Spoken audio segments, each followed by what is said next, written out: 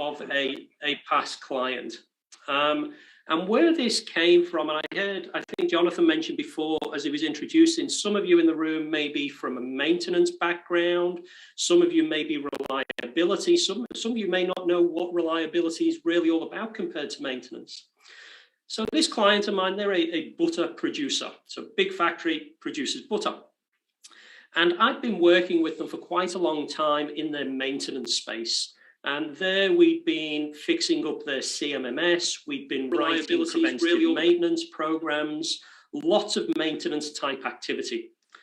And after I'd worked with them for a few years on this, they said, hey, Simon, this is really, really good, but we need to take it to the next level. We need to look and see, what can we do next?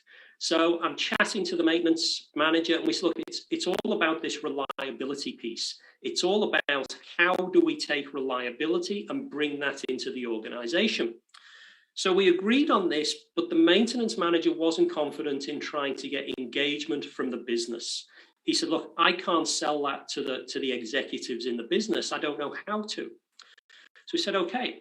So what we did here is I took the executives through the business, the managers, and even operations and production and people on the shop floor. And I took them through this process I'm going to share with you.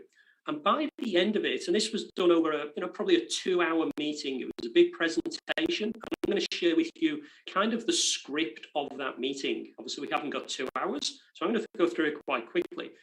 But what I will share with you is all of the tips, the tricks, the models, and the process that I used to get the business to buy into a reliability program.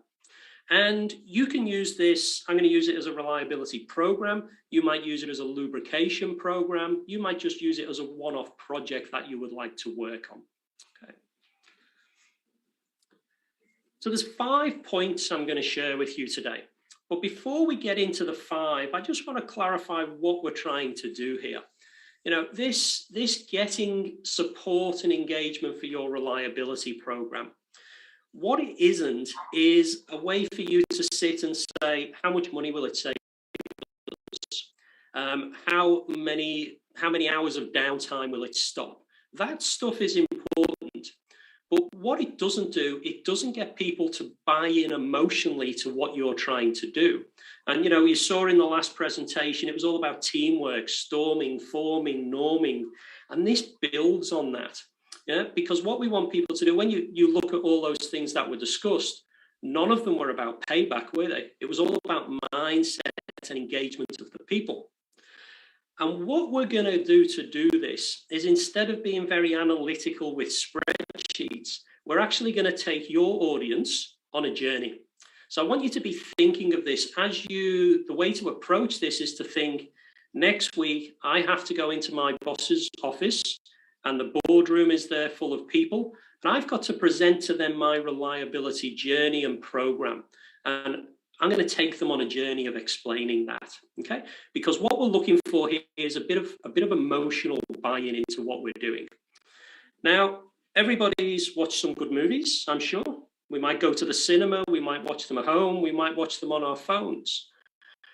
Everybody has read a good book. And one way to think about is the reason on the journey. You can remember the good points, you can remember the ups and downs as you're selling your reliability program. Okay, I'm going to give you some sales skills here. How can you go in and sell this and influence the people in your business? Okay. So we've got 5 points, and we're going to start with number 1. And number 1 is to know your audience.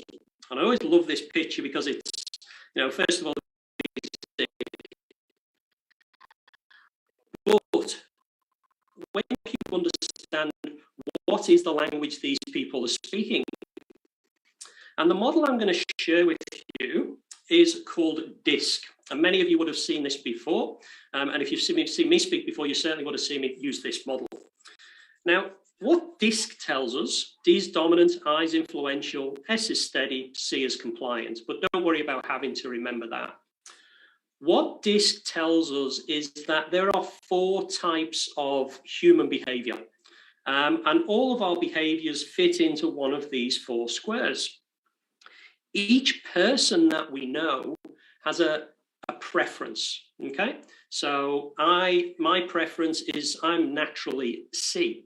Somebody else's preference might be an I. Now, what this means is if this isn't personality, this is actually behavior. So it's the way we behave. It's the language we use, the way we dress. And what happens here is when I'm C and I'm talking to an I, because we are so different in our styles, that can often result in conflict.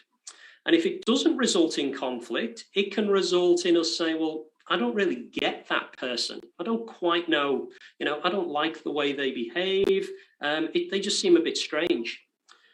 Whereas if you think of someone on your team that you get on really, really well with, they're likely the same behavior style as you. You just click. We're engineers, we talk about the project, it's all great. But when HR come into the room and they start talking about the people and conflict and leadership, I find that quite difficult. They're the types of things that you'd be saying. So as I go and explain it, I want you to think about where you sit in these squares. Which square are you? The next step is to be thinking about the people that you're trying to influence and think, where do they sit? Because if you're C and they're C, great, you're going to get on like a house on fire. But if you're C and they're I, we need to change the way you're speaking to be able to influence them. Okay? So let me tell you how to do this. So people are either task focused or people focused. So task on our left, our D and our C. People is our I and our read, and they will resist change as much as they can because they don't like change. And then finally, over in our compliance space, these are people who love information, analytical. These are engineers, they're perfectionists. They see problems, not solutions. We want to fix everything, and we're loyal and sensitive. Our green ones are S's. Think nurses, doctors, healthcare workers. They're that type of compassionate people. So let's have a look at this from a business. Marketing might be yellow. HR might be green. Our engineers are blue. And our boss who's signing the checks is red. Now, if we go and talk to all of those people like we're engineers, you can see here, they're not going to get it. Yeah, not everybody likes the detail. So when you're in a room with these other people, just think, how do they want to be spoken to? Do they want to be fast or slow? Do they want me to talk about the people or the numbers? Okay. So quickly before I move on to this, and this is a 2-day training course in 2 minutes, so we're doing well to keep up. You can also think of this as birds: eagle, peacock, a dove, and an owl. Okay. And just think about where this conflict comes. Think about what happens when an eagle is in a room with a dove. What happens? The eagle eats the dove. Yeah. And same thing, big boss wants results. HR want to talk about culture and people. There can often be a clash. So that's number one. When you want to win support for your reliability program, you've got to know who you're speaking to and be able to speak their language. Okay. Number two, you need to understand their pain points. Yeah, and this is paracetamol here. Now, we would all like to say we're in maintenance, and we'd all like to say there's preventative maintenance, and and in medicine, people will take vitamins and do preventative medicine to avoid the paracetamol of a headache down the track. The reality is, though, people will pay much more money for a paracetamol if they've got a headache than they will a vitamin tablet to stop that headache, because it's an immediate pain point they need to have fixed. And when you're speaking to your people, be it an electrician, a technician, a mechanic, a finance person, whoever it is, they have a pain point that you need to work out what it is. Now, it's unlikely to be the same pain point that you have. As an engineer, my pain point is budget, it's machinery breakdowns because I have to work longer hours. But for finance and HR, they don't have to work longer hours. So their pain point is different. It might come from the same place. It might still be because of those breakdowns, but it shows itself differently. So a HR pain point might be lots of staff turnover, lots of people leave, and I have to keep trying to find new people. Now, for the maintenance manager, that might not worry you because you just fill in a form and new people turn up. It's different for everybody. So, number one, we understand the people. We know how they want to be spoken to. Number two, we've done our research and we understand their pain point. We understand what's impacting them. We understand what the reliability program will help them. Okay, so number 1 and 2 are a little bit of homework. We've done that in the background or we've done it in our heads. Number 3 is where we actually start doing the work now. And what we're going to do is we are going to visually show people, this is where we are now as an organization. This is where we're going to be. And we're going to do this on a map because people love visual maps. People love, just a bit of background sound. People love visual maps. Yeah, that's why we have maps. We visually want to see where we're going. It's why we've got Google Maps on our phones rather than just following the road. Now, the reliability map can be a little bit different. There's many of them that you can use. The reliability map that I use is the DIPF curve from Reliability Web. And I've seen some of the backgrounds already on Zoom here. There's a couple of other people who've got the uptime elements and different things. And I'm sure you're all aware of this. I use this in a different way. I describe it in a different way.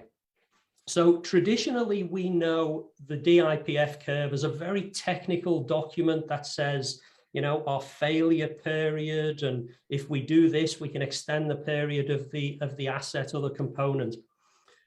Most of the time, the people you're trying to engage in your reliability journey couldn't care less about that technical thing.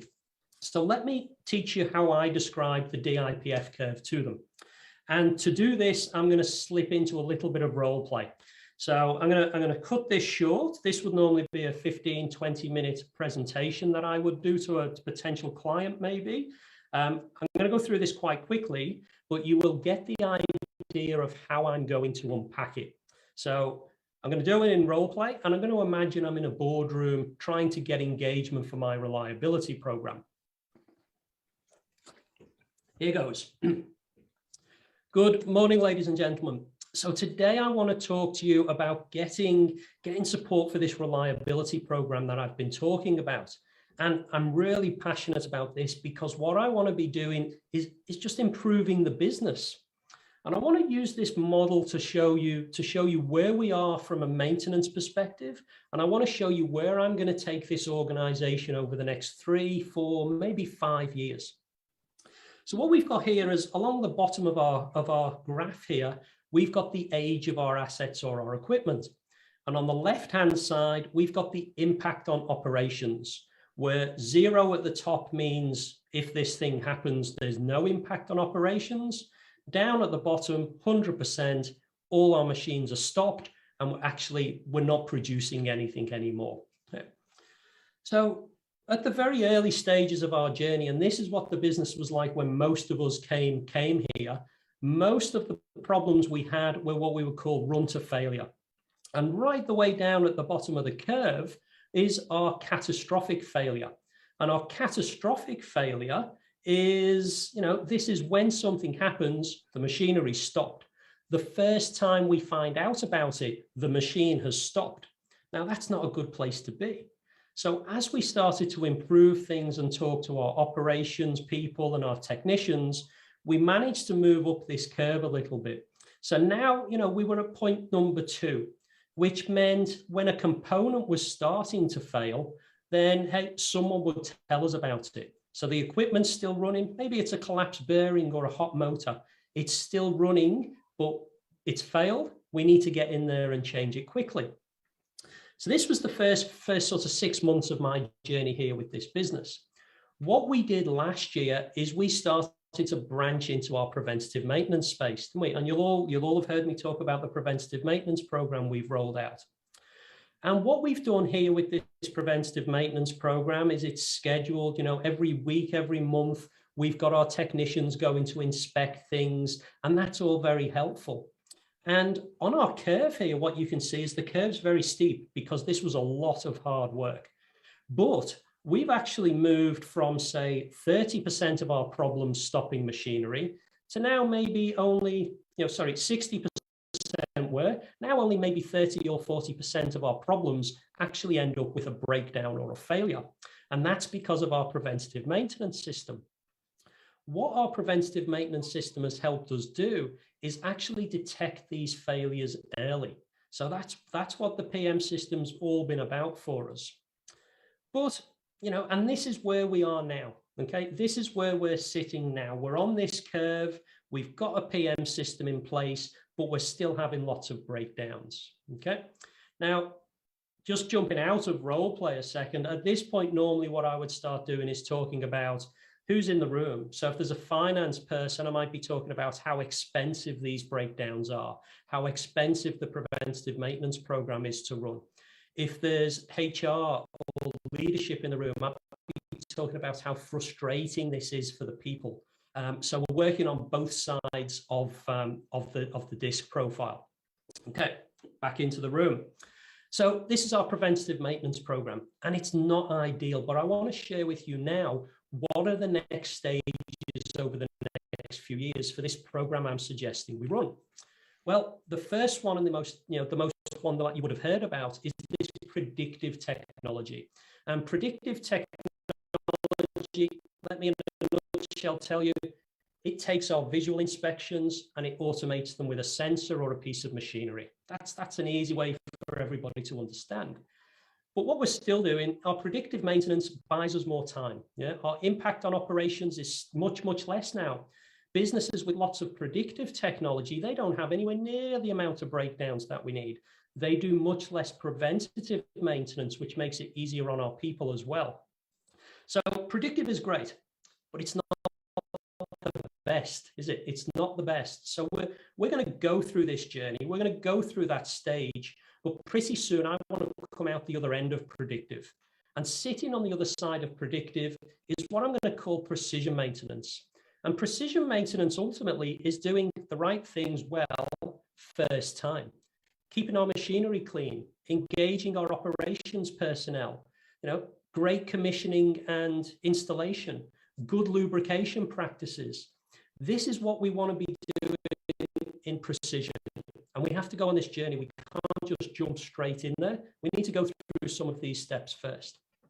Now, let me explain to you, businesses that live in precision, they don't have the chaos we have. They don't have breakdowns. They don't have lots of injuries. They don't have lots of cost and budget overruns because they know what they're doing and they're doing it very professionally. Now, the final stage of this journey when we get there is to add design on. So we're going to, once we've been through precision, we're going to be that good as a maintenance and reliability team. We're going to start looking at our equipment and seeing how do we design out all of these problems that we're having? How do we design out the need for maintenance? Yeah? So as we go through this, everything changes as an organization. Our costs reduce, our uptime increases, our people are happier, we work better together as a team. There is no downside to doing this. Okay, so deep breath. That's how I would, as I say, I would normally take 15, 20, maybe even half an hour to describe that to a team who are not engineering biased. But if you're looking for a tool to say, how do I explain to my management team, my HR team, my, my finance team, how do I explain reliability to them? This is the curve I would use. I would use that journey in that way. So if you've done that well, the people in the room are sat on the edge of their seat and they've already bought your reliability program. Yeah, they've given you the okay now. You've won their support. They want to know, okay, if we're here in preventative and you're going to take us all the way up this curve, how are you going to do it for us? That's what they want to know now. So this is where we start talking to them about the details.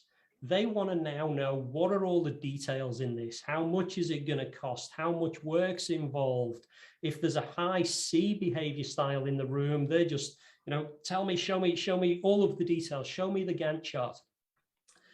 Now, with the details, if we jump in and suddenly give everybody the ingredients like are on this slide, massive amounts of overwhelm. Yeah, it's too much too quickly. So what we're going to do is we're going to lead them into it very gently. And the way I do this is now up on the whiteboard. I'll say, look, team, if we want good reliability, there's 3 things we need to bring into this organization. We need to bring in great people and leadership skills. So there's this reliability journey. It's not just about maintenance and lubrication. It's all about our people and our leadership as well. I'm going to tell them that we need technical skills and technical training. Yes, we need to do lubrication. We need to do vibration. We need great core fitting and electrical skills. And finally, the third sort of pillar of this is that we need good business processes and systems. We need good reporting, executive sponsorship, KPIs. They all fit in this business process and systems bit. Excuse me. So people are now saying we're leading them into the details. And they say, okay, we understand that now. And some people, as I say, are still, show me more detail. The next slide you want to show them is a layout of what your reliability program looks like. What's it made up of? Now, yours will be different, but I use the uptime elements. And now what you can see here from those 3 circles, technical training, leadership, business processes, it's the uptime elements. So I've actually engaged them with those 3 circles. Now this is all the detail behind the package. Yeah. So some people who are operating at the higher level, they just want to see leadership, business processes, technical skills. The people who want to see the details, they're into the uptime elements and they want to see PMs, strategy, infrared imaging. They really want to get into the detail of it.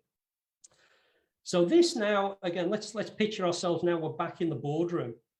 And people have understood everything. They know they're going on this journey with you. They know what the journey is going to look like. They know now we're going to use the uptime elements to get there.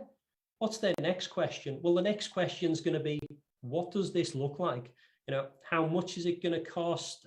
What's the structure? How much training? How do we know it's going to work? And to do that, we're going to present them a little bit of a timeline. But I'm not doing this like a Gantt chart, too detailed for the people in the room. What we're doing is a bit of a summary. So how do we do this? Well, you could do it. And again, take this, put your own process in there. Well, I'm going to start off with a 3-year vision for asset management. And I'm going to put that in a plan. Then I'm going to do an uptime elements diagnostic or an audit. I'm going to develop a 3-year roadmap to asset management excellence. And from that, I'm going to come up with an action plan for the next 12 months. Okay, so nice and easy. 3-year big plan, annual diagnostic. What are we going to work on for the next 12 months? People can start to grasp now, what does a 12-month plan look like? Then the next bit, this is how I run my programs. Yours would be different. We're going to say every 8 weeks, we're going to set up a new set of projects, little projects. 8 weeks is great because you can get a lot done in 8 weeks, but people don't get fatigued because it's a very long program. So 8-week improvement cycles, very much like a focused improvement team in lean manufacturing. And then for the people who want the real detail, we can say, look, we're going to support that with bi-weekly training, implementation workshops, there's weekly check-ins, and there's daily site activity. So now we're bringing in again, HR are now involved because they're talking about the people. The operations people know how it's going to impact them. So that's all the detail. And I would be surprised if you do that well. Most people say, yeah, we're good, we're on board, we like it. but they haven't signed up yet. And that's done in this last stage. And this is where the whole thing comes together. You can do great right up until this point. You have to do well on this last bit to actually get them to say yes, because we want them to say yes in the room while you've got them. We don't want them to leave and think about it. And to do that, we're going to create both desire and urgency. And I do that with the simplest chart you can imagine. So on our left, we've got, excuse my handwriting, we've got operational performance. And on the right, we've got 12 months. I'm going to role play this a little bit because it's easier.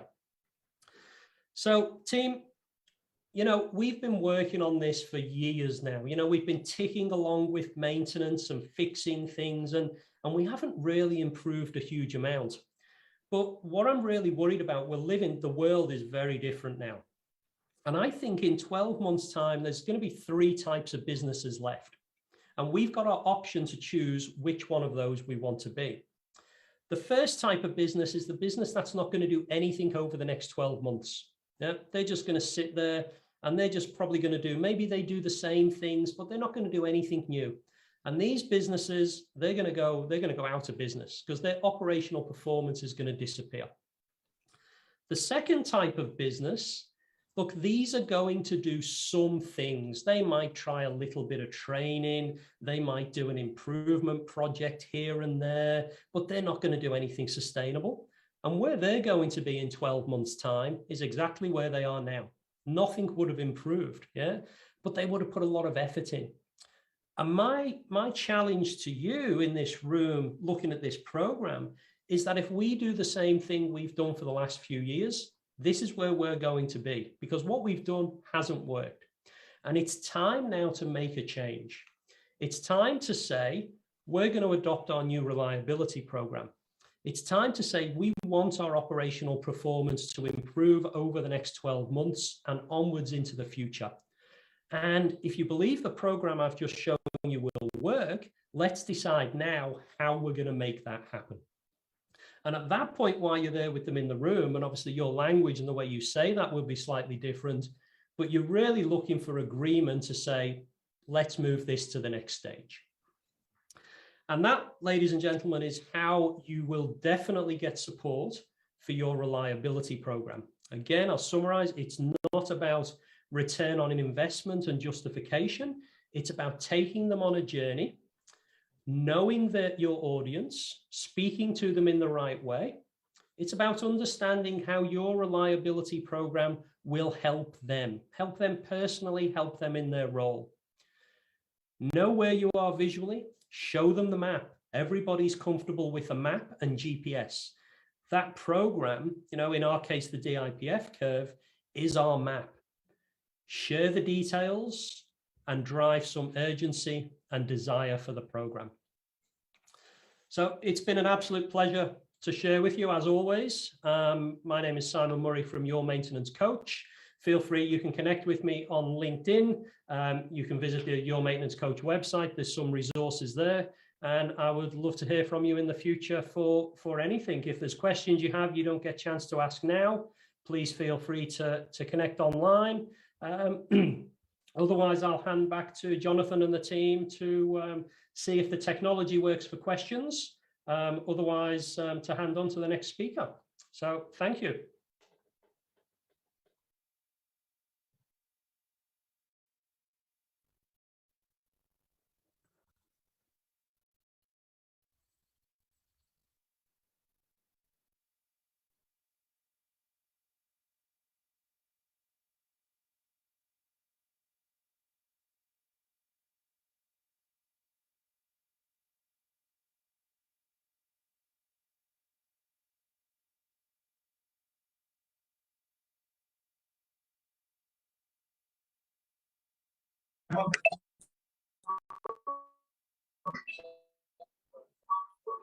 Okay, Simon, are you there? Yes, very broken audio, but yeah, got lots of feedback.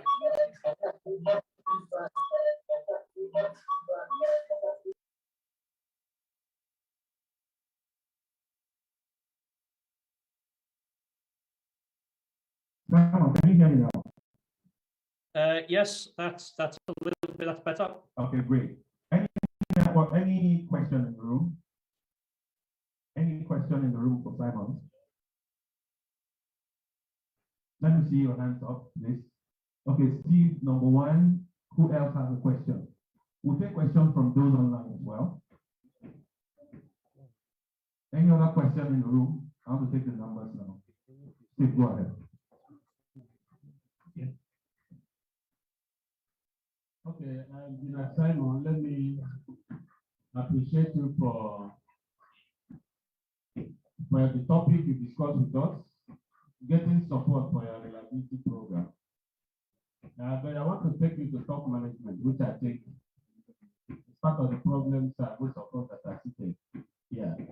Sometimes the things we do as maintenance engineers or reliability professionals, we don't go the extra mile to communicate with the top management. And that's why most of the time at the top, they perceive you as the people that spend money. Because at the top, what they is interested in knowing is how much. At any point in time, looking at the money the company is making. The processes may not matter to him sometimes, but it's for you as a maintenance manager or chief engineer to take the achievements back to him, and in doing that, you must come with some concrete evidence of what you have done to reduce costs, which is where the reliability question comes in. So my question now to Simon is, what in concrete terms do you advise as maintenance and reliability professionals should do to communicate the good job they are doing, bearing in mind the MP or the man at the top, being the chairman or managing director, is looking at the money. So what do you advise us, the steps we can take or to communicate what we are doing in terms of that dollar and pence to him? So that's my question. Okay, I think, let me repeat back because the sound was a little broken. If I understand correctly, you were asking how do we communicate to our general manager if he's only worried about the money? Was that kind of the sentiment of the question? That was the question. Yep, cool. Okay. One of the things with this process is if you follow the stages that I went through, you'll notice there is no talk of money.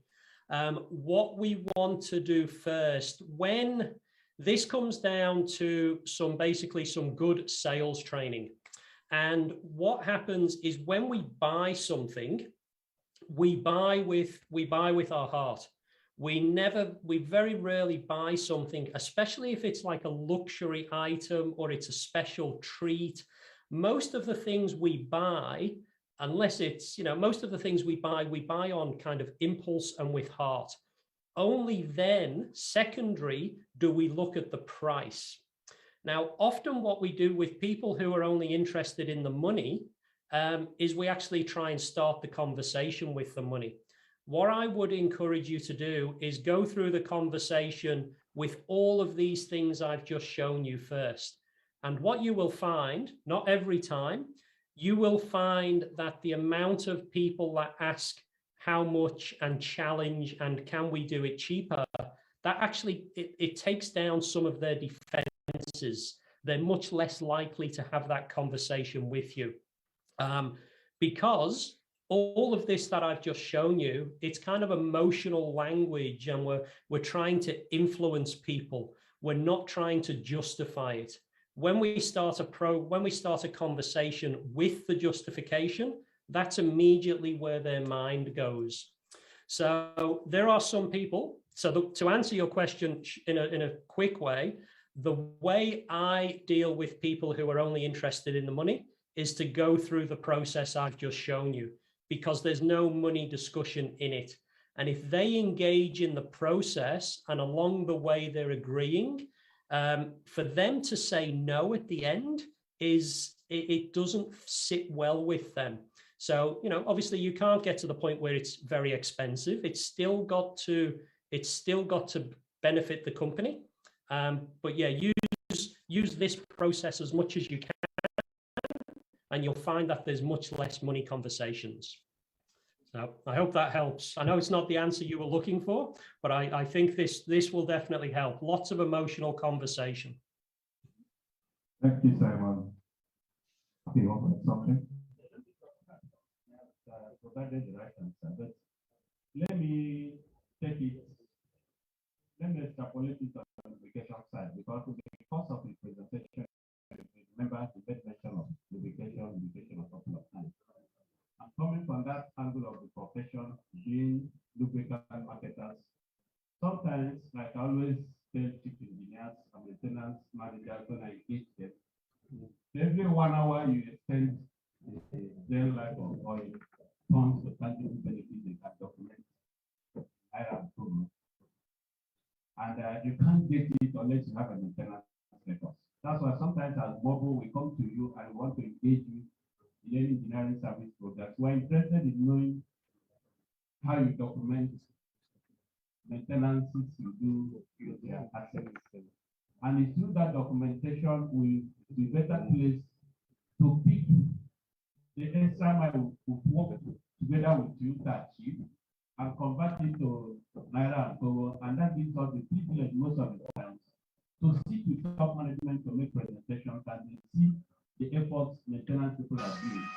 You as a member of the family, being working in that community, sometimes may not have that leeway to get that communication up. But if you have third parties like us coming in to work with you, to drive extra mile in terms of making the machine work longer, we have many engineering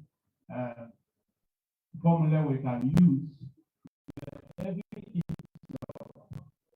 additional production effort is made using that asset to make, we can help to work together. Because I'm not coming to a company to get promotion. The promotion is for you, who has made the machine to work extra mile to give the company the level of production, the output achieved. So documentation, having good record of where it was and where it is now will help you to make such decisions that we go to top management and recognize the efforts they're making. Thank you. Thank you, Steve. Any other question in the room? Quickly. So a round of applause for Simon, please. Thank you. Simon, I know it's late over there now. Thank you so much for taking the time to do this. I know we went outside your agreed time limits, but we appreciate the presentation, and I'm sure the guys in the room and those streaming online also appreciate it. Another round of applause for Simon, please. Thank you, Jonathan. Pleasure. Thank you. Bye-bye. Okay, so we'll just quickly take one more presentation before we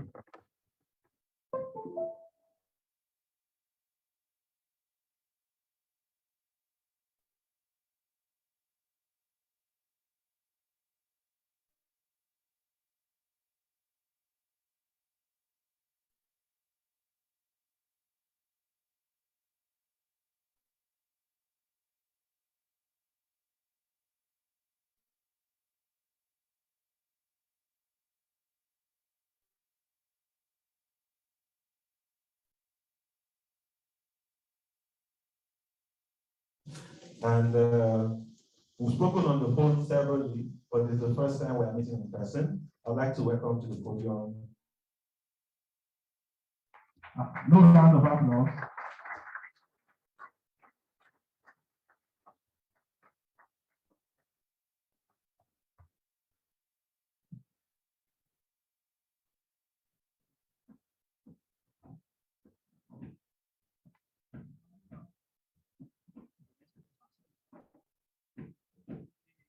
Good morning.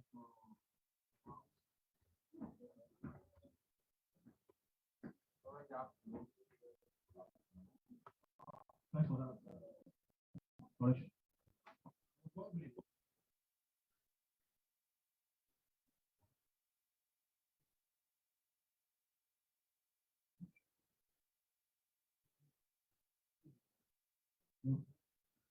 After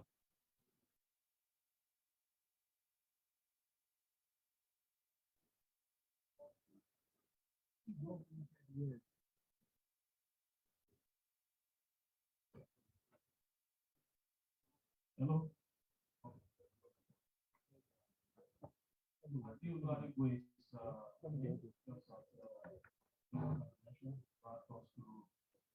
traveling in this part of the business.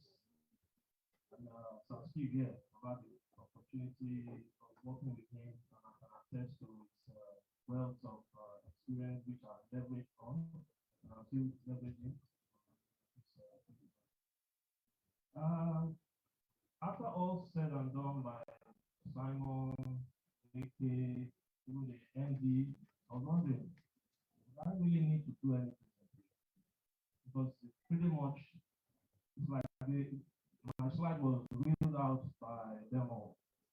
So I'm going to try not to repeat what they've said, to try and complement, emphasize, and probably portray the points they've made.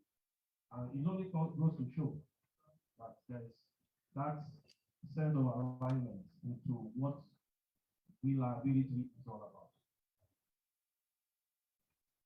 We'll be looking at,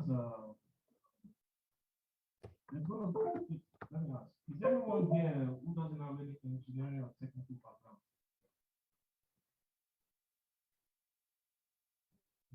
So the house, there's a lot of engineering, calculation, because we are engineers, we're always looking forward to that function of numbers and the likes. Those probabilities and the likes of it. How many of us are looking forward to something like that to kind of ginger out? I'm sorry to disappoint you. You won't get that in this particular presentation.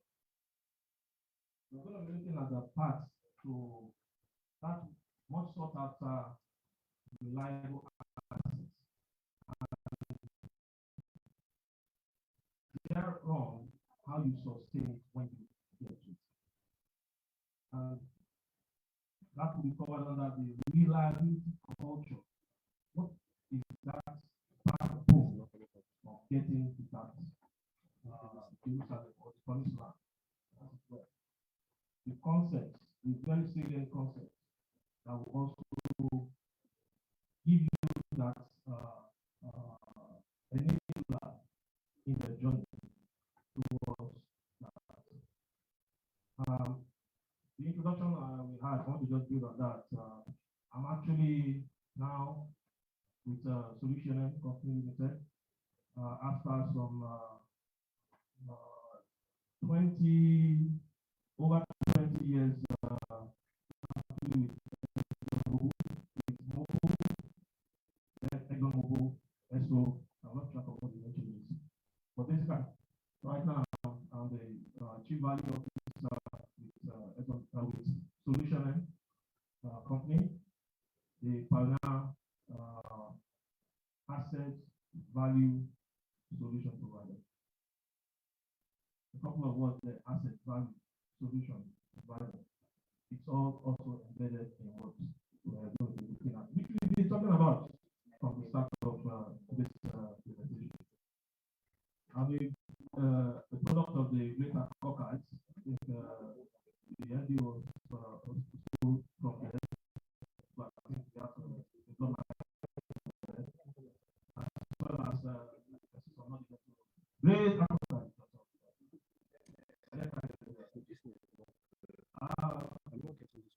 I've had about just a little over 3 years experience in this field.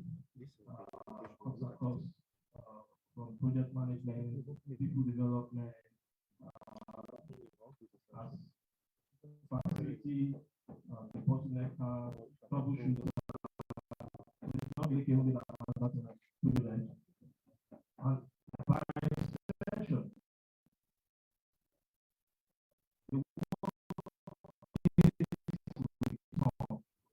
don't be disturbed. Keep at it, tenacity, but be sure you are convinced of what you are doing. You get there. All that will also come in here. It also acknowledge for the work I've done with some global and awards. Recently, Getting Travel Global Excellence Award for 2022 in problem solving and decision making. That was just last month. months, attestation to that capacity. Also, the European Turbine Network, which is a non-profit organization in Europe, attested to it. That's the case study we'll be looking at here. They were wowed by the result that came out in 2018.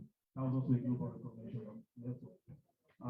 Before leaving Exxon, I had the privilege of being the youngest, the first African Nigerian to have had their global machinery advanced milestone award back in 2013. So it is painful because sometimes you don't get the support to do in quotes, but persistence and a show of results gives you that. And that said, next slide. I want to appeal to you. Jonathan said it, I'm going to echo it. You need to please exercise a bit of open-mindedness. We all have a different understanding perspective of what maintenance is or should be, reliability as well. But from a different perspective, so we can together have a common appreciation of what we're talking about. Ask me as a very white man. I don't know why I'm white, I'm very black.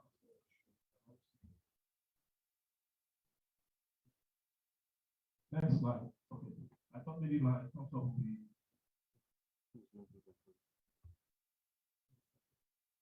Next. Okay. So, an overview of what we're looking at here. There's this bit of issue which I think we're very familiar with. Why are you talking about this? Okay, yeah, hold it here. Question comes to mind, which we have not related. Why is it that this proves very elusive to get that improved asset performance? Improved asset performance that we all kind of are chasing in an organization. We have an idea of why. Reliability is just the front. It looks so very short a distance to traverse, but yet very far, courtesy of something like this. Why is that so? We'll be looking at that understanding here. And how do we create that ground, the environment, the enablers for you to even start having it and sustain it? We're not talking about the different maintenance programs, maintenance plan, preventive, predictive, condition monitoring, and all. We're not going to the technicals, but there's still some element of it in here. So that as engineers, decision makers, supervisors, we want to be well-rounded and have all the different angles so that nothing is missing in this job. And what is this not about? Most times we have accolades. We have people celebrate us when we respond very fast. The train goes down or the asset goes down. I got 10 engineers drafted from the other plan. We have to bring in 5 tools from Port Harcourt. We got one of our vendors to give us a 10% premium rate. We ship in, that's something for me. And then at the end of the day, you get what? Oh, yeah, that was good. We put the train back online after 72 hours. We spent about $10 million. The team did a very good job. They worked overtime. We had 3 crews that worked back flat out. What does that translate to? Dollars. Expenses, your OPEX, keep going on. But does that really prevent a recurrent? More downtime? It only guarantees that you will have more for the fact. So this is not looking at fix it fast approach or mindset. It's a deviation from compliance. Where how many work orders were on queue? What is the backlog? Is it within the KPI or not? We are not driven by that. That's not as I said, that open mind, that mindset has to be ready to see it from a different perspective.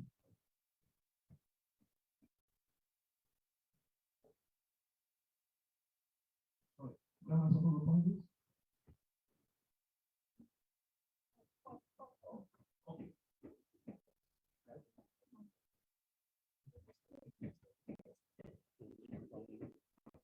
We'll be looking also at practical application.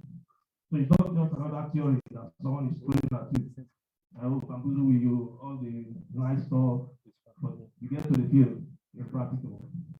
We're going to be looking at how, when you focus on that aspect, which we usually, if we even mention it, like I said, it comes into play when it's to fire them.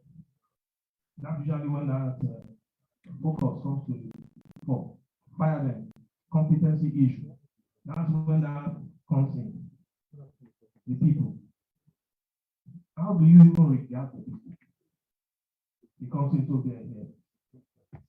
The enablers, as part of the principle that we'll be looking at, is that factor, one of the factors, ownership. You can flog the horse as much as you want. If I'm not going to drink that water, sorry, I'm not going to drink it. The element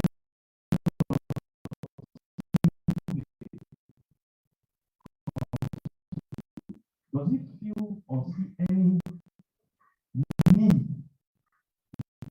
to it? Is it aligned with your objective? Is your interest?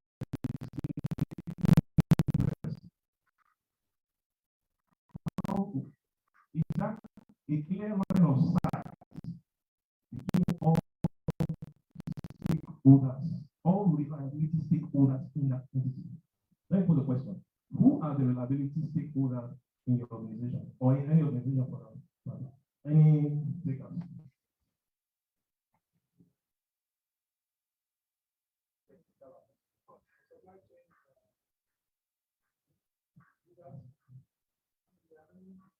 Thank you very much for that. Is the whole value chain. It's not the maintenance superintendent. It's not the maintenance engineer. It is not the maintenance manager. It's not the tech, the IRE tech, the mechanical. It's none of those guys. It's the entire value chain. If your warehouse man drops the ball, you schedule the job, the part is not there. Equal effect. Your planner does not put in the right quantity of consumable.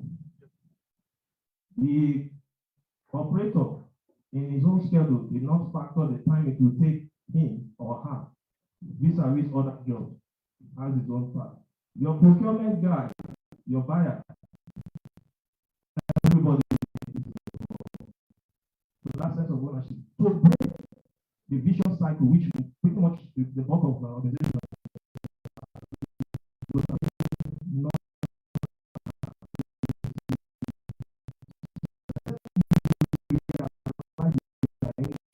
you'll be pumping so much into your annual maintenance budget. It will keep growing. There's a lot of man hours that we're going in. There's a lot of completion tasks. You are doing so much, your man hour is up through the roof. But you're not getting value because you're trapped in the vicious cycle. You just see the churn, you go through all that. And the fact that without breaking that cycle, sorry to say, it will just continue in that sense. And so the fact that change is inevitable. Simon mentioned that those who are averse to change. Sorry, if you are not going to embrace change, it might be difficult to step from where you are to where you desire to be. That is a given. So there's a lot of psychology in this, but without all the psychology in terms of in the real sense.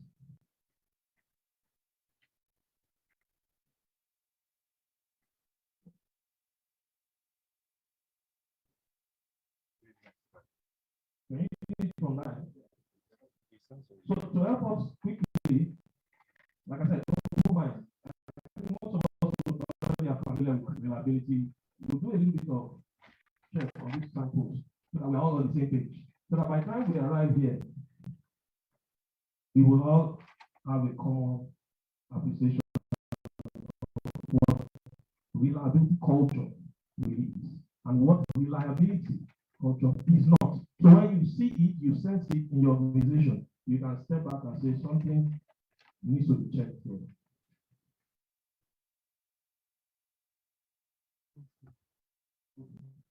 Like the Andy said, in our definition of reliability, some will say reliability is this percentage of that.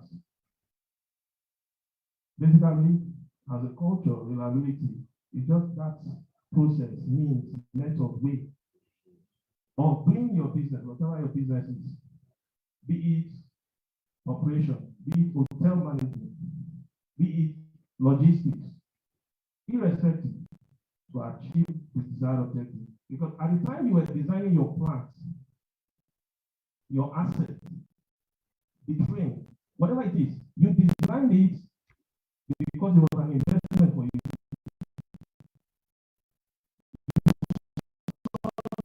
Otherwise, you won't look about it. Or would you just into the business with irrespective of so the objective in this case is your return on the investment. That's your objective. How do you get it? That's your reliability. You'll be looking at that.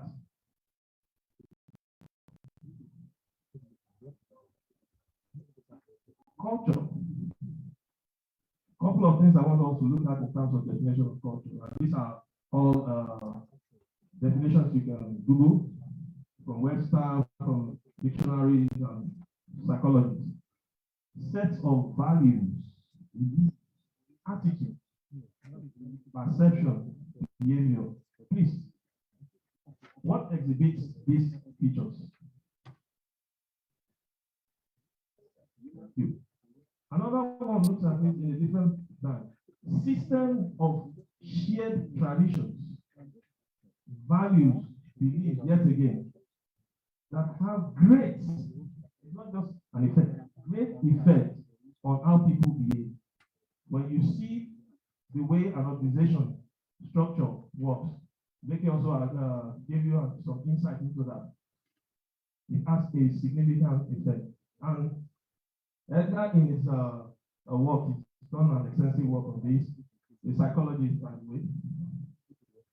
Typically, you look at structures. Yeah, I think in any organization, we know how our organizations are set up. We know the structure. Some organization will actually give you the organogram of the entire business, the department, and all that. Common. Those are active parts. Then we have strategies, goals, vision. Organization, most of the time, you walk into the reception or the person you see in some very aesthetic way. Vision, mission, strategy, and all that. Beautiful. But unfortunately, that thing that actually drives your action, your value, is usually given the very least of consideration, if at all. And that is beliefs, assumptions, how people feel. How many times have you had anybody in your organization, in your group, in your team, really come to you out of maybe a sense of frustration, or even you yourself looked at it, taking a step back to understand what are the values, what are the things that these organizations are in, they value, they appreciate. Have you taken time to ever done that? Probably not. Because it's not the hardware, it's not the machine, it's not an equipment. It has no KPI tied to it. HR itself, are supposed to people oriented. How do you ever look at it? Culture.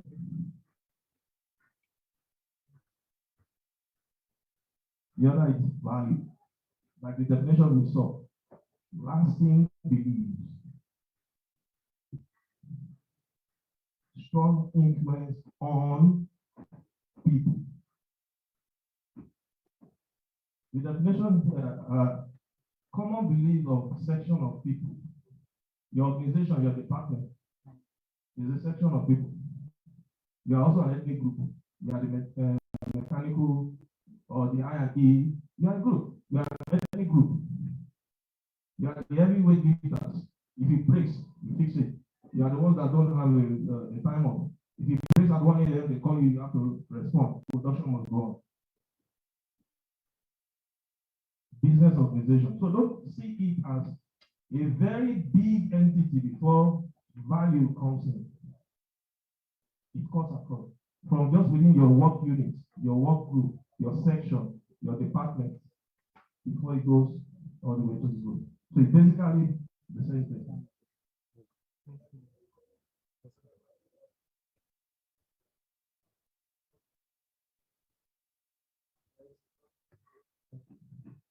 At this point, I want us to do a quick checkpoint before we go into the spectrum and the case study. Can you ask yourself this question? Individually, just ask yourself in your church mind. I know we may have some Muslims here too. In your church or mind, ask yourself this question: what do you reward? You might say, well, I'm just a frontliner, I'm a technician, I'm an engineer. I don't reward anything if I do well. But you'll be surprised. Have you ever seen, honestly, let me use your answer.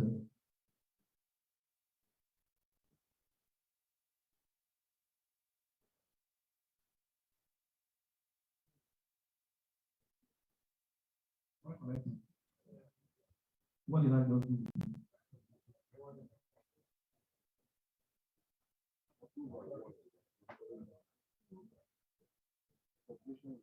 It is not until you are given a check, a gift card, or some thousands of naira. That's not just it. And actually, this goes a long way. When your colleague tells you, guy, the idea you brought in that gave us that solution, the pathway, that is saved us 4-5 hours ago. The guy himself, what do you think he will feel? He feels appreciated. He knows that what he has brought to the table was valued. Yes, it belongs to the team, and we'll get to that.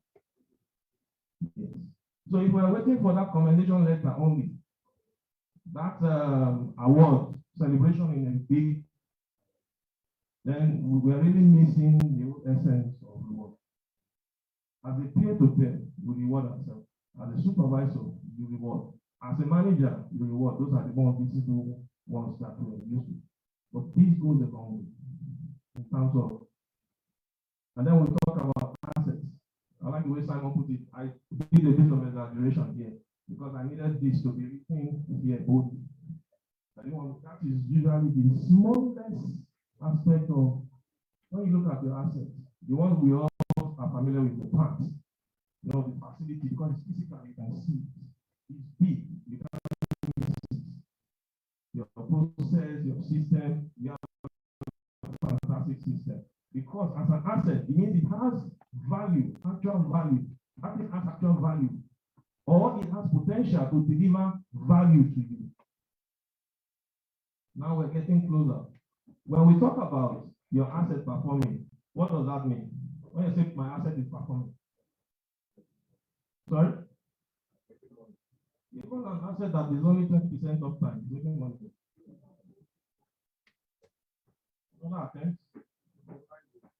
It's reliable. That is a bit big now. But because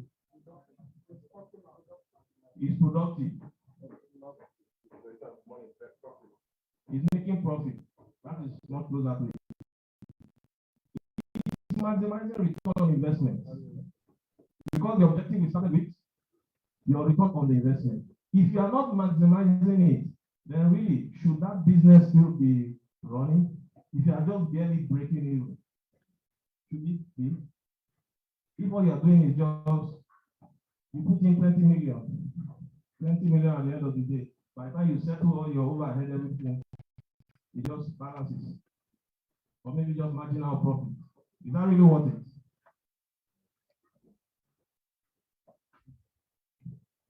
We were fast this time around. Unfortunately, this piece is exaggerated here because of emphasis.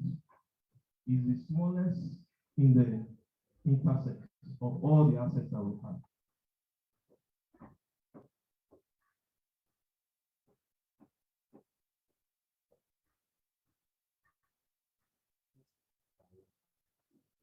So now we're going to the concept. We're on the same page now when we talk of reliability, value. What does it mean? Is there anybody that's not on the same page with what these definitions that we've gone through, what they have for the purpose of this concept? Now on the same page. SPIES or SPIES. Maybe one or two might have seen this before. I think at least one I am sure of will have seen this before. This is the spectrum, basically, that all we've talked about. How does it come to bear on your assets? I go to work, I wake up, have my shower. You were here because you have to do it, you're gonna assign. So you do what? To keep your job. Who here is in this hall and is not doing this because your supervisor, your boss or your manager scheduled you for this like a week ago? To keep your job, you have to be here. Is that not so? So you are doing that thing on your asset to keep your job. That's one that's now, because your boss mandates it and shoots out what the job scope is for the day, for the week, you do your weekly coordination meeting and all whatnot. So this is all the plans we're going to do. Risk-based work selection. We're going to do this, the number of work hours, the tasks we're going to close, the work orders that needs to be handled. That is on that. I do it to satisfy my boss. That's purely political. Another in that spectrum, going forward, one step further, is the intellectual. And I don't think there's anybody that will work with in any establishment that is not intellectually covered. And you understand it's important. So what? Everything is important. So what? This particular task I'm doing, this particular asset that I need to have to be online, is important. So what? I'm doing it. My job is covered. My supervisor, I please him. He's going to do this on record time. Oh, boss, finished it. How many man hours? Oh, you're just two. So you did it even better than the other guy. I think these are familiar terrains. Now we go into the terrain that is unfamiliar to most of us, if not all of us, particularly the fact that we're engineers, we're technical fools. We like to crunch the numbers, we like to fix it, make sure everything is working. But the emotional, when you feel strongly about something, like the psychologist will say, if you feel strongly about something, you need very little push to take ownership and follow through to ensure success, closure. Oh, it's done. Very little. You don't have to be pushed out or coerced into it. And a step further, at the peak of it, where we really want to be, unfortunately, most is a spiritual. You can call it faith. Basically, where you are convinced that is the only way it has to be done. That is the only way it should always be. In that case, you don't need anybody to participate. You are obligated to take ownership. You also go out of your way to ensure it is done. Not just that, you ensure you encourage others to do likewise without being persuaded, without being coerced. It's not like your faith, be it a Christian, Muslim, or whatever your faith is. Do you need anybody to really get you to the sense of your religion? Is anybody here that needs to be pushed before he or she does whatever he or she believes in, that irrespective of what happens, I'm not shaking. Do you need anybody to encourage you before you do whatever is required? Either to go to mosque, to go to church, or to observe some specific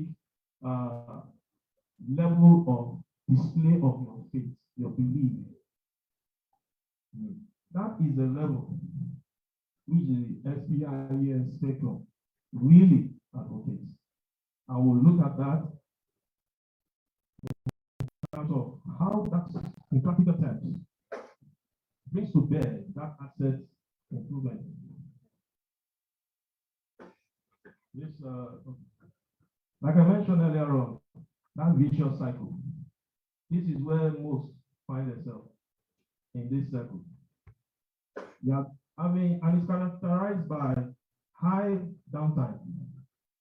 Your supervisor is shooting out based on your work coordination, what needs to be done, the next thing that needs to be done, the work that is to be done for the week, for the day. You are working there, and that's one thing we are very good at. But you are not getting any accretive value. And what happens? Just like I use the analogy of firefighting.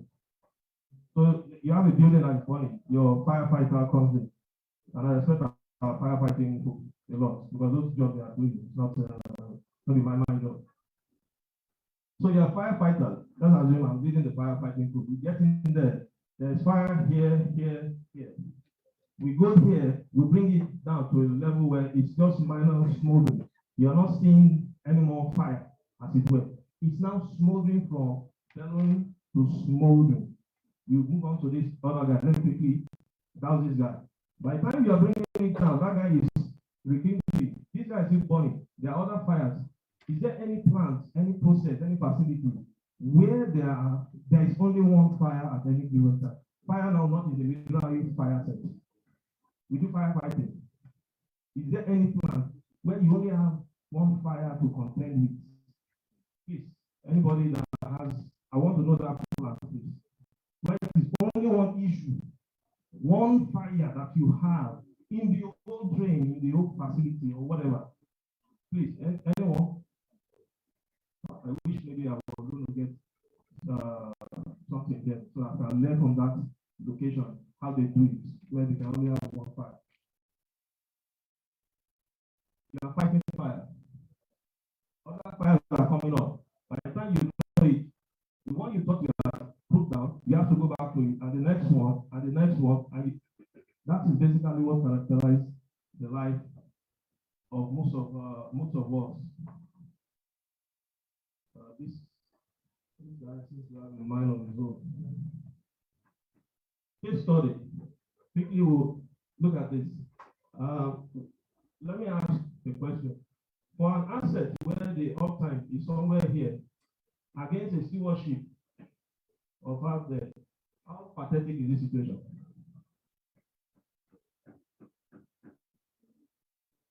How bad is this situation? Is it bad at all, sir? You are operating here. This is where your uptime is. This is where you want to be over 95. You are doing barely 60-ish. Not too bad, correct? Not too bad. Huh? No, he said it's not too bad. Let's go with not too bad. It's not too bad. Okay. Don't forget how we started. What we were saying, value. How do you make profit? When you are working here, and typically what you get is most organizations, you want to jump from here straight up. And it's possible. You flip a switch and boom. But you know what that will take? It will take a colossal investment that will only use a spike, and thereafter you are back to where you were. You have maybe a maintenance campaign, a project to be brought up to go fix what is broken or not working well, without underlying factors that brought you to that place in the first place. However, a journey, which reliability is, it will take you some time to migrate yourself from there to the desired point. That is something that when your uptime is bad. The situation that we just looked at, first of all, an appraisal was done. When I stepped in 2015, was compliant. Nobody was really looking beyond that, quality-wise or otherwise. Digging further, there were hundreds of issues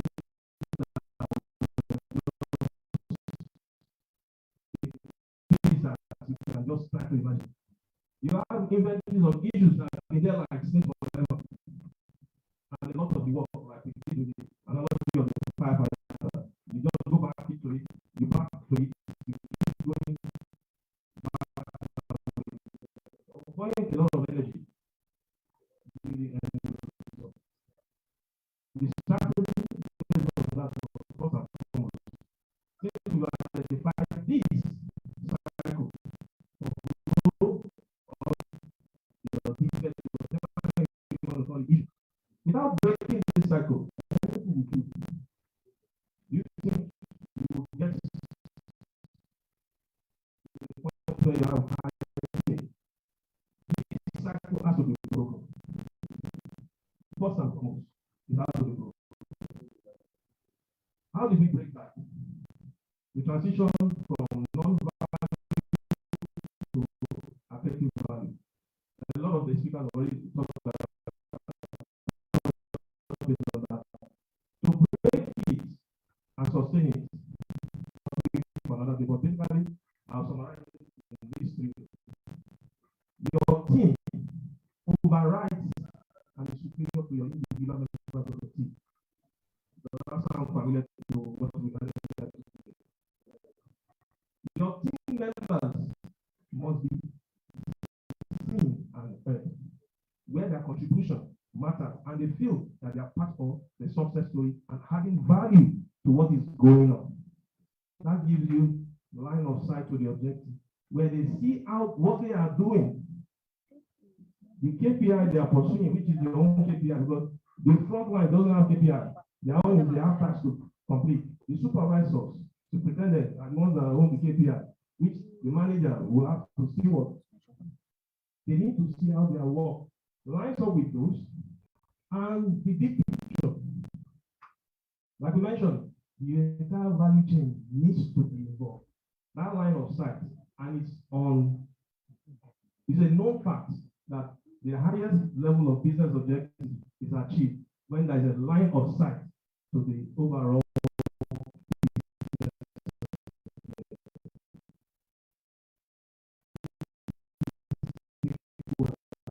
the entire value chain. Anywhere in the world, go check it. It's proven.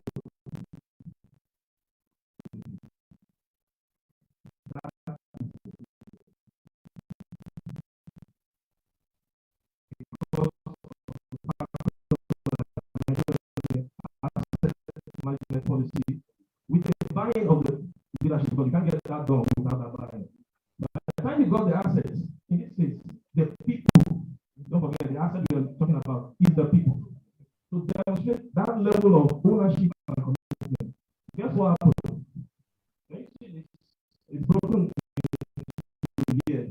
2015, we were raising about 53 issues. Now we have a better understanding, we're working it. There's a tool that was developed for that. When I say tool, it's not anything big, just an Excel sheet with all the things, look at it.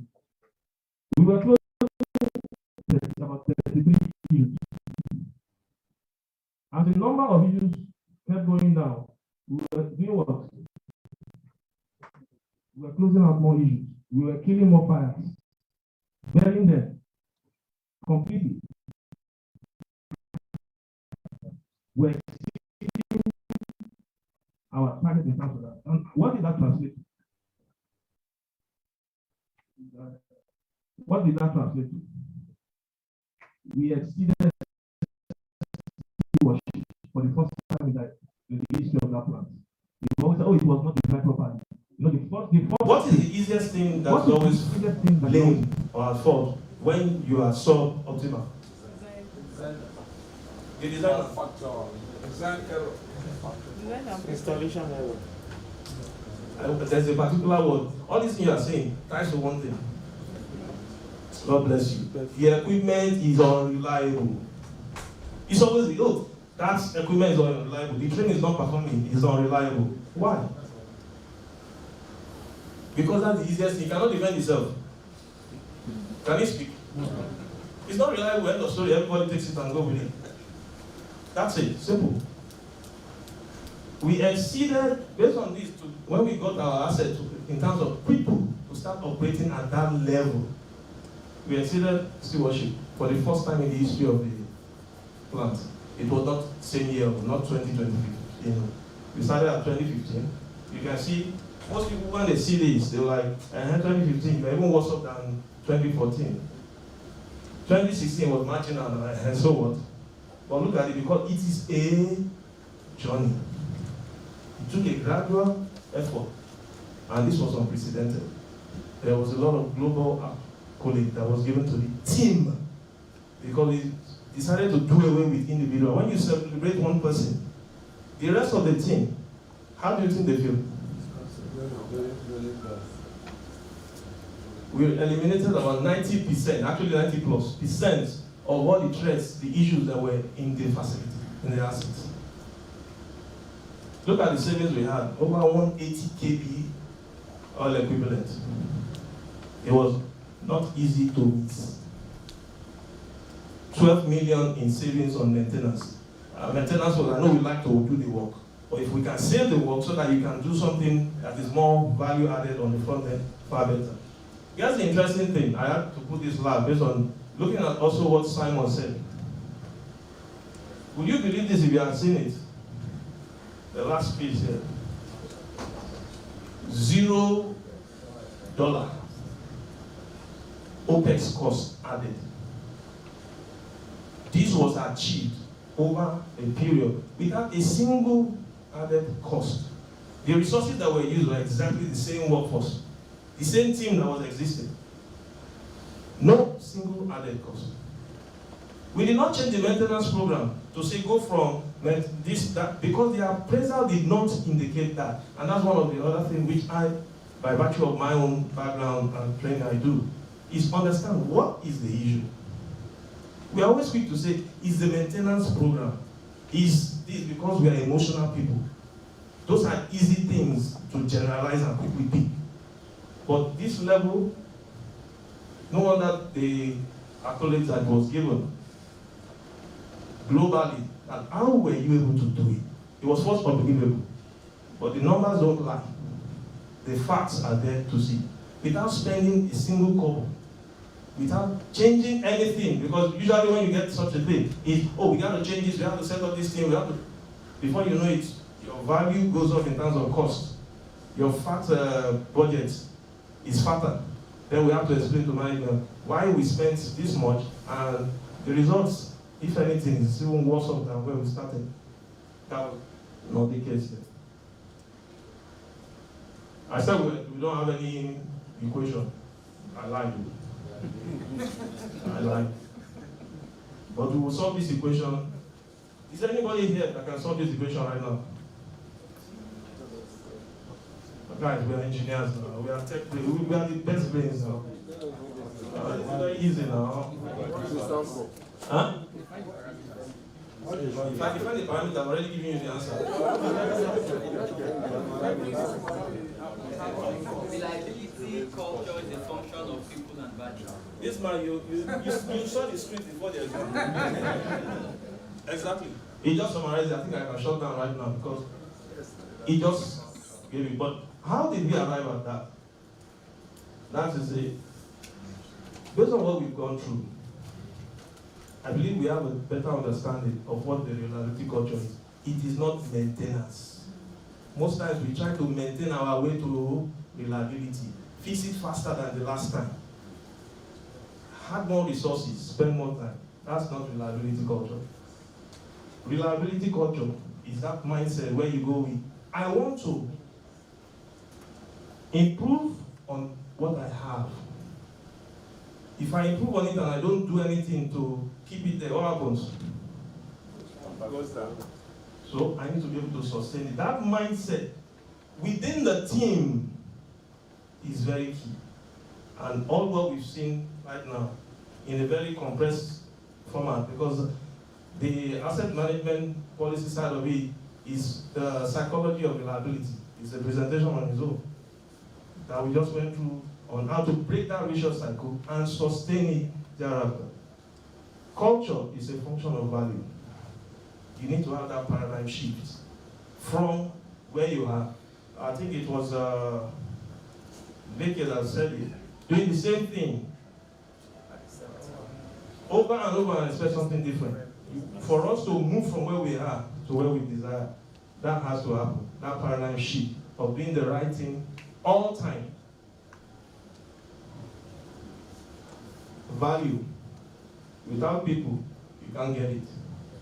And for you to get it, you need to be operating, your asset in terms of people must be operating in the emotional, spiritual, preferably, end of the spectrum. And one other thing I need to put as a caveat, so you don't take this to your work site and say it doesn't work. You cannot, please put it on record, quote it, stamp it. You cannot get your folks motivated to operate in the emotional or spiritual without you yourself having demonstrated that same level of commitment. It will not work. It will never work. What you saw here, I was able to demonstrate it to the point that I had people who never spoke machinery in their life coming up with ideas to solve machine problem. I had I&E almost becoming a first level machinery engineers. I had process guys that normally when the plant goes down, they just pick the phone. That's what they do and call. Hey, the plant is down. And sit down. To the point where this is more than your total productivity maintenance. No. That's just collaboration do before. They not only seek to understand what happened, why it happened, provide solution, where they can, they go in there, working. And only tell you, oh, this thing happened. We've done this. What else should be done? Please plan for it. That was the level of collaboration, the level of teamwork, the level of commitment, ownership that translated to the result. It was not because someone was shooting down instructions. It was not because a manager dictated or said it had to be done. No. That is a precursor. Without that, you cannot have it.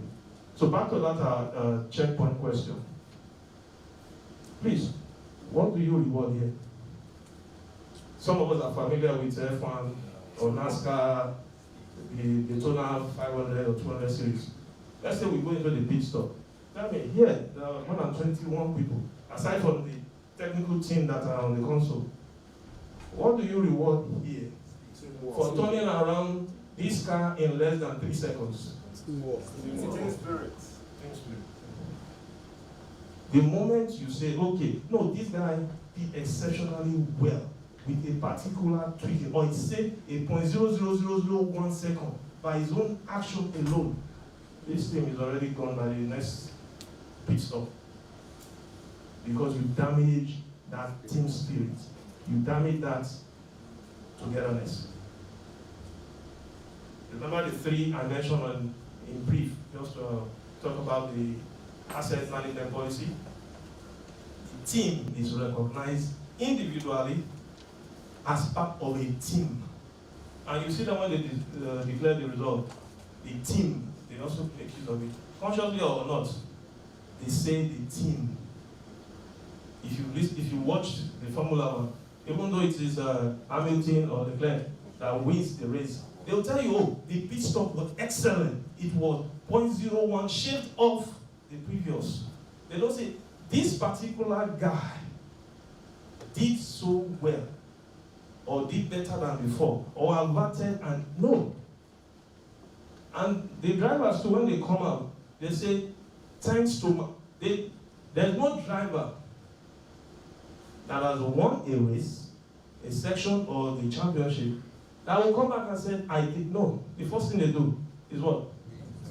They acknowledge the team.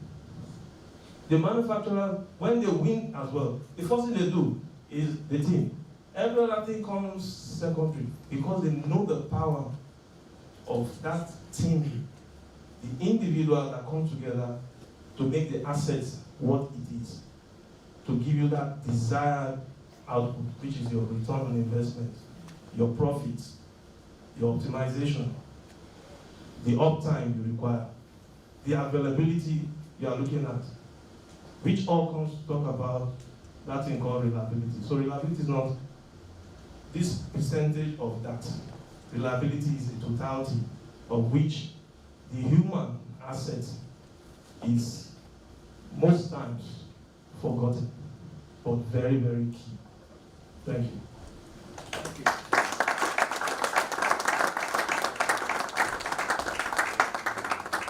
Are we learning something? Yes. The voice is still low here now. Are we learning something? Yes. Are we making progress? Yes.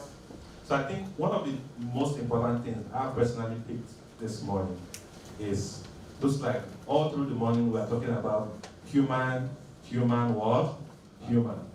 And most of the time we think that it is the machine we should focus on. It is the human that makes the machine function the way it should what? Function.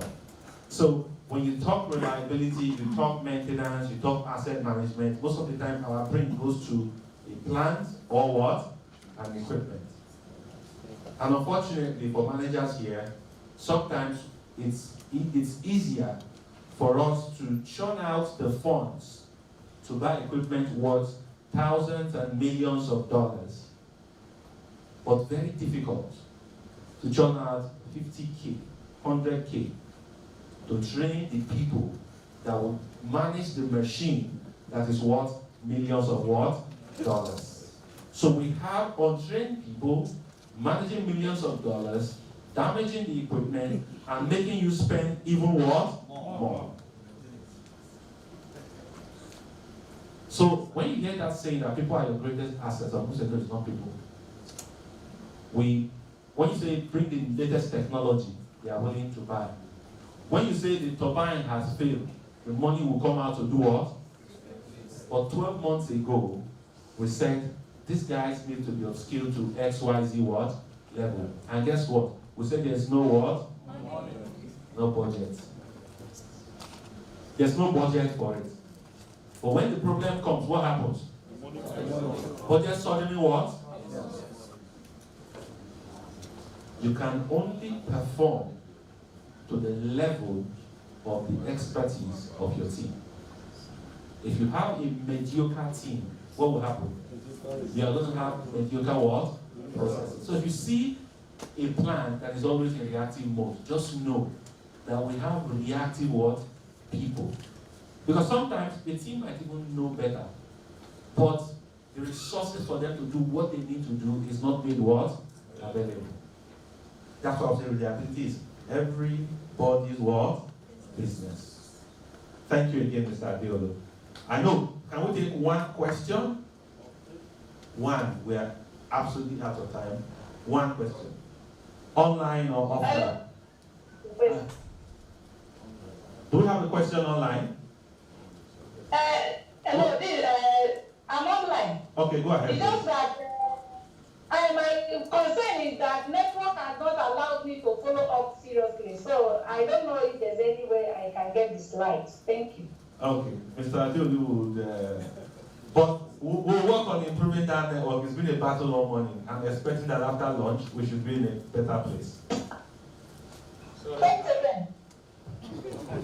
If you notice, the people that have been talking to us this morning are people with a lot of field experience. I know you very well. Okay. Are you talking to me? Sorry. No. Sorry, I'm not talking to you. I know Adeolu very well for many years. We've worked together, like he said in the beginning. But I'm not impressed that this very audience are not adding questions.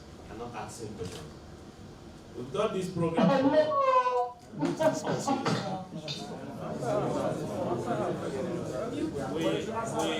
had this program. We do it twice every year. Another one will come up October, November in Lagos. And if I share my experience with audiences in the past, they were really engaging. Jonathan, my line. No. But that's not what I'm seeing. So is it that the communication is not penetrating, the speaker is not communicating well, or there's a gap in understanding? Please, let's make these events very lively. And if you don't ask them questions, so my time, don't ask me any questions. Because once it's lubricant now, questions will start coming up everywhere. Please, let's make it engaging. It's an appeal. We're waiting for it. I know you always ask questions. Okay, let me ask one question from where I followed up a little bit. Okay, go ahead, please. My question is because I teach reliability and maintainability engineering in school.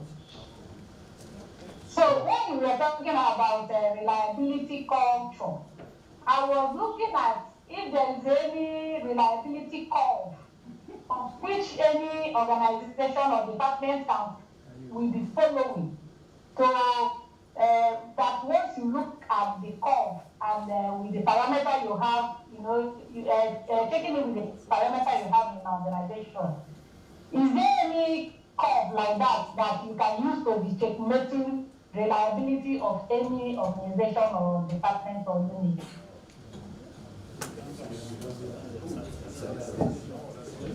Yes, that's a very good question. I think for every organization, that curve will be different. There's no one size fits all. At the beginning of the case study, I showed you the situation of that asset, the precarious situation where they were abysmally low in their KPI for uptime. It was barely 60. Actually, by the first quarter of 2015, it was lower than 60. You saw it there. And the plan was to get it from that point to the stewardship. For years, it was bad. But it was not obvious because there was a huge capacity, redundancy built into the system. So that kind of masked the issue. So you need to first of all get the situation appraisal of the asset or the organization. Understand what their target is, because you need to now have a reference from where you are to where you intend to be. That will govern how your strategy will be. You appraise it, you find out what the underlying factors are. If you don't understand that, I'm sorry to say, that's a trajectory that you are looking for the curve. Your curve might always be that way. So, first and foremost, appraise your situation. Understand what your objectives are, have a reference from where you are, where you need to be, and draw out your strategy based on what needs to be dealt with. Thank you. All right. And just to add to that, that's why it starts with reading for your organization. It starts with that assessment. So for example, as a consultant, if you come to me and say, we're having XYZ issue, the first reference is not to jump to giving you solution. Is to do what? A holistic what? Assessment. Because if we don't know where you are, we cannot take you to where you want to what? Get to. Another round of applause for Mr. David. Okay, so we are way out of time, but we're not going to break for 30 minutes. Let's have some light refreshments, and then we are back. We should be... Yes. What's the time? It's 5 minutes past. We're going to be back at 1:35, please. 1:35. Thank you. So this door, if you go right through this door, you're going to get into where you get your refreshment, please. Right through this door, and there's another door out the other way. Okay? Thank you, everyone.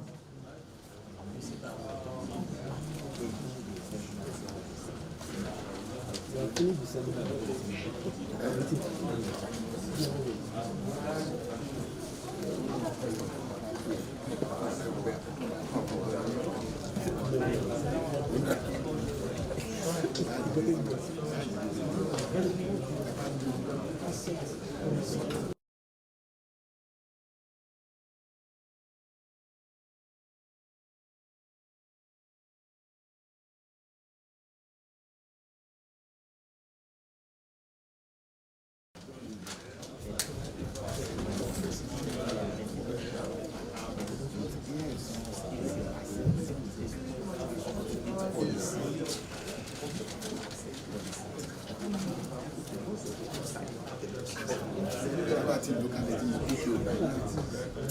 How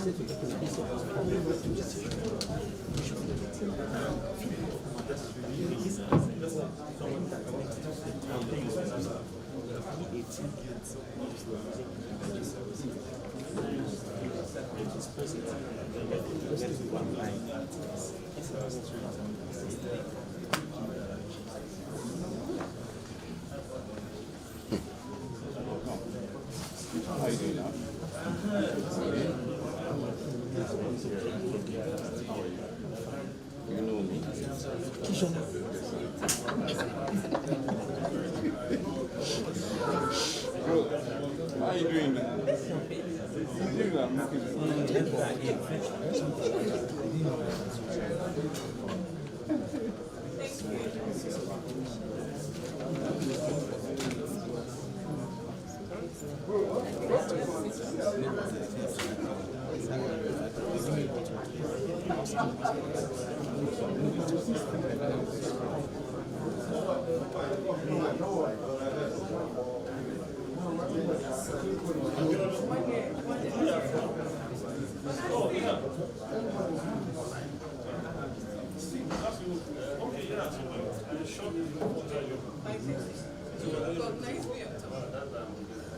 I barely angular walk past